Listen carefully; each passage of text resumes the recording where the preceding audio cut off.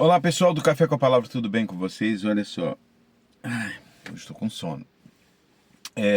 Muito obrigado vocês que estão aí participando, compartilhando, compartilhe. Você que é aqui de Portugal, compartilhe. Você que está no Brasil, compartilhe. Você que está em qualquer lugar aí do mundo afora, compartilhe, nos ajude, não é? a levar o Café com a Palavra mais para frente. Deixa eu falar com vocês uma coisa. Nós vivemos hoje uma geração, eu já falei isso aqui, muito fraca, né? Estava conversando com um rapaz aqui, vim deixar ele na universidade, ele falando de um grupo que debatem sobre grandes líderes, né?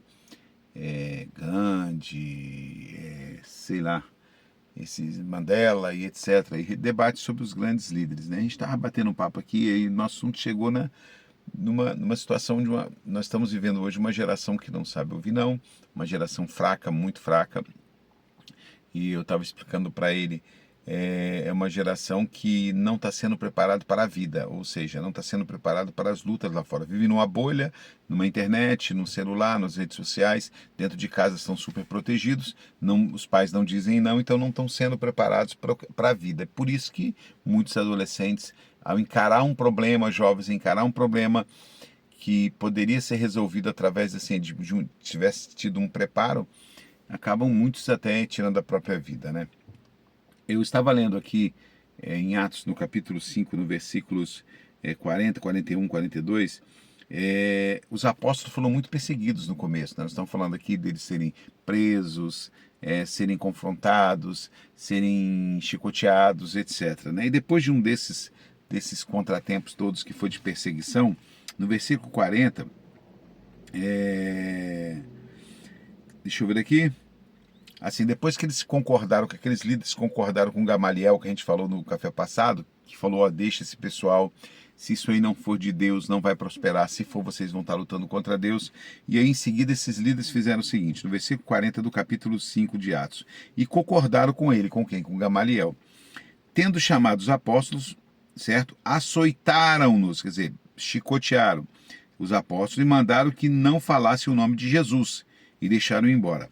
Os apóstolos fizeram o quê? Sentaram no meio-fio, ficaram chorando, ficaram maldizendo, ai, ai, ai, nós somos perseguidos, isso é perseguição religiosa, isso é racismo, isso é isso. Eles fizeram isso? Vamos ver o que eles fizeram depois de serem presos, chicoteados e libertos e proibidos de falar de Jesus. Vamos ver qual a atitude desses caras?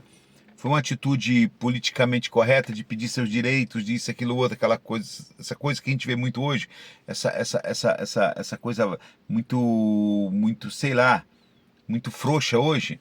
Olha só, os apóstolos retiraram-se da presença do Sinédrio, alegraram-se, porque tinham sido julgados dignos de padecer afronta pelo nome de Jesus.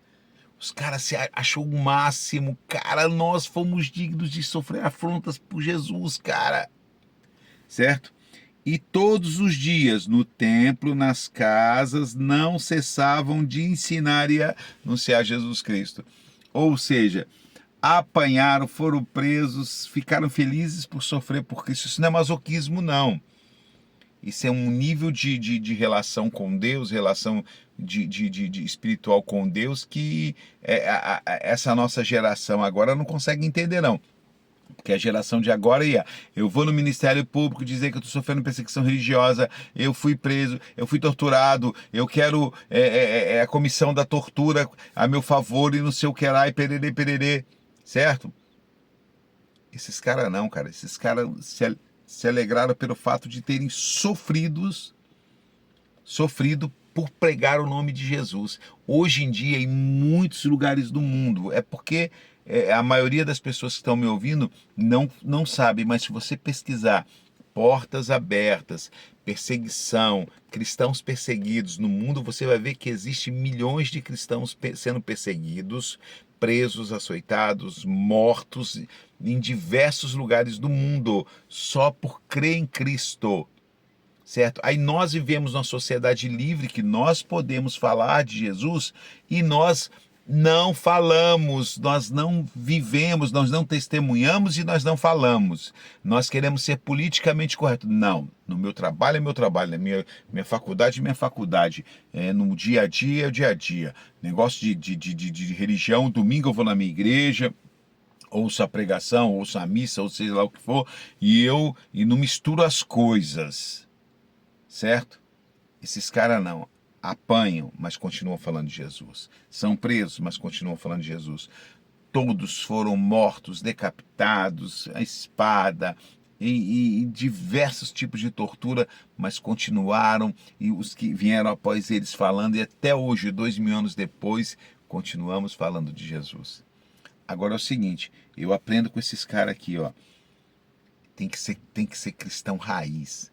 Cristão que não tem medo de ser perseguido, não tem medo de ser xingado na rua, não tem medo de ser chamado de careta, de ser radical, de ser religioso, de ser o que for. Fale o que for. Mas eu tenho que pregar naquele que eu tenho crido. Naquele que eu tenho crido. Tá? Eu não quero ser taxado diante de Deus como um covarde, porque o Senhor falou assim, eu vos dei um espírito de ousadia, não um espírito de covardia. Tá? Então fica assim para nós exemplo desses caras aqui.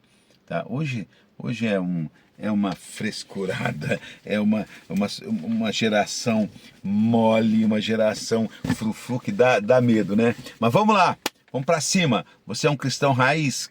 Vamos para cima, vamos para cima. Até o nosso próximo Café com a Palavra.